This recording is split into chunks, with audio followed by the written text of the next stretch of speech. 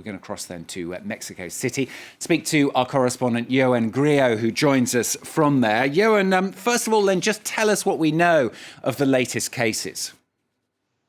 Yes, so the photojournalist, Margarito Martinez, was outside his home. He was a photographer who'd covered the crime beat and worked as a fixer for many international media outlets and taken photos for places including the Los Angeles Times, San Diego Union Tribune.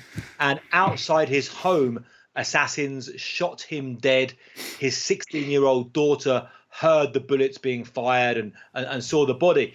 Now, it also has emerged, this is a really tragic fact, that he had reported to the state government that he'd been threatened in Tijuana. It's a very violent city with different cartels warring over the drug trafficking routes. He'd reported and been incorporated into a mechanism to protect journalists. But despite this mechanism, he was still murdered. And Johan, Reporters Without Borders regularly ranking Mexico alongside places like Afghanistan, like Yemen, as the world's most dangerous places for news media.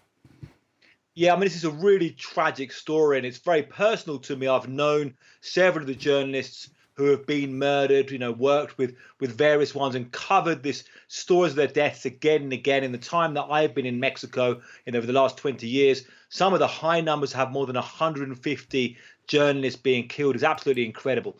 And, despite this being covered again and again, being efforts by international groups, proclamations made, this just still happens. And it seems, how can you find protection for journalists living in these communities when often it's drug cartels, sometimes it's other players, it can be politicians involved, corrupt police, soldiers, all kinds of players. But journalists really are without protection. Often they're murdered, like Margarito, outside his own home or covering crime scenes. So this devastation continues. Yeah, and thanks very much, Johan Grillo, correspondent, joining us there from Mexico City.